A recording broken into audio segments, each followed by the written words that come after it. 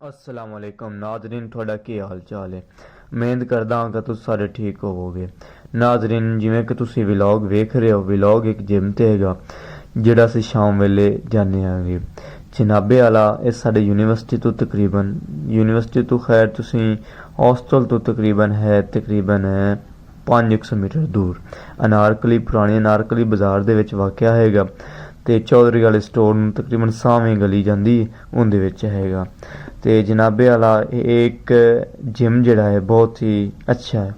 ਵੇਖਿਆ ਜਾਵੇ ਤੇ ਅਨਾਰਕਲੀ ਵਿੱਚ ਜਿੱਥੇ ਇੱਕ ਬਾਹਨ ਨੂੰ ਥਾਂ ਨਹੀਂ ਮਿਲਦੀ ਉੱਥੇ ਇੰਨਾ ਵੱਡਾ ਸੈਟਅਪ ਲਗਾਉਣਾ ਬਹੁਤ ਹੀ ਵਧੀਆ ਕੰਮ ਹੈਗਾ।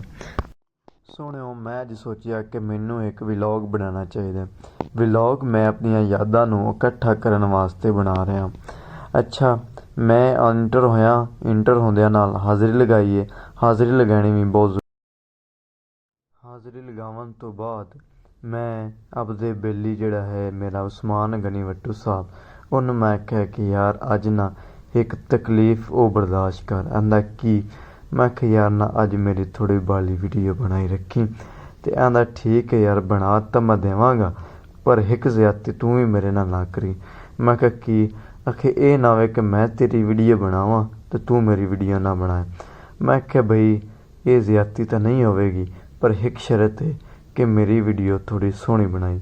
ਆਂਦਾ ਯਾਰ ਵੀਡੀਓ ਤਾਂ ਉਹੀ ਬਣਨੀ ਹੈ ਜਿਹੋ ਜਿਹਾ ਮੂੰਹ ਹੋਇਆ ਉਹ ਜਿਹੇ ਕੈਮਰੇ ਲਿਆਉਣਾ। ਮੈਂ ਕਿਹਾ ਚਲੋ ਬਈ ਆ ਮਾੜੇ ਬੰਦੇ ਹੈ, ਗਰੀਬਾਂ ਦੇ ਬਾਲ ਹੈ, ਤੇ ਜਿਵੇਂ ਤੁਸੀਂ ਆਖੋ ਤੁਹਾਡਾ ਸਿਰ ਮੱਥੇ। ਅੱਛਾ, ਇਹਦੇ ਤੋਂ ਬਾਅਦ ਮੈਂ ਸ਼ੁਰੂ ਹੋ ਜਾਂਦਾ ਮਸ਼ੀਨਾਂ ਚੁੱਕਣਾ, ਪਰ ਮੈਨੂੰ ਇਹਦਾ ਕੋਈ ਐਡਾ ਆਈਡੀਆ ਨਹੀਂ ਕਿਉਂਕਿ ਨਵਾਂ ਜੁਆਇਨ ਕੀਤਾ ਹੈ ਜਿਮ, ਤੇ ਇਹਦੇ ਵਿੱਚ ਕਿਹੜੀ ਮੈਨੂੰ ਵਿਹਲੀ ਦਿਸਦੀ ਹੈ ਮੈਂ ਉਹਦੇ ਤੋਂ ਸ਼ੁਰੂ ਹੋ ਜਾਂਦਾ।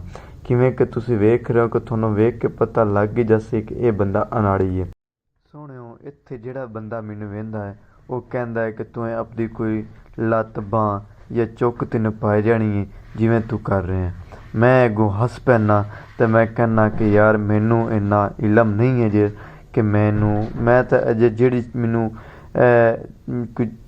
ਖਾਲੀ ਜਾ ਲੱਭਦੀ ਹੈ ਮੈਂ ਉੱਥੇ ਜਾ ਕੇ ਉਹ ਗੇਮ ਕਰਨਾ ਸ਼ੁਰੂ ਕਰ ਦਿੰਦਾ। ਆਂਦੇ ਨਹੀਂ, ਹਰ ਵਾਸਤੇ ਅਲੱਗ ਅਲੱਗ ਵਰਜਿਸ਼ ਹੈ, ਹਰ ਵਾਸਤੇ ਤੁਸੀਂ ਅਲੱਗ ਅਲੱਗ ਗੇਮ ਕਰਨੀ ਹੁੰਦੀ ਹੈ। ਠੀਕ ਹੈ, ਪਰ ਮੈਨੂੰ ਤਾਂ ਸ਼ੌਂਕ ਜਿਵੇਂ ਨਵਾਂ ਚੜ੍ਹਿਆ ਹੁੰਦਾ ਨਾ ਕਿ ਜਿਮ ਜੁਆਇਨ ਕੀਤੀ ਅਤੇ ਬਾਡੀ ਬਣੇਗੀ, ਪਰ ਨਹੀਂ, ਇਹਦੇ ਵਾਸਤੇ ਤੁਹਾਨੂੰ ਕੁਝ ਸਮਾਂ ਚਾਹੀਦਾ ਹੁੰਦਾ ਹੈ। ਅਤੇ ਬਹੁਤ ਹੀ ਅੱਛਾ ਜਿਮ ਹੈ ਅਤੇ ਬਹੁਤ ਪਿਆਰ ਮਿਲਦਾ ਹੈ ਇੱਥੇ ਆਣ ਕੇ। ਅਤੇ ਇਹਦੇ ਨਾਲ ਹੀ ਖੁਦਾ ਹਾਫਿਜ਼, ਜਿਉਂਦੇ ਰਹੇ ਤਾਂ ਅਗਲੇ ਵਲੌਗ ਵਿੱਚ ਮਿਲਾਂਗੇ। ਜਿਉਂਦੇ ਵਸਦੇ ਰਹੋ।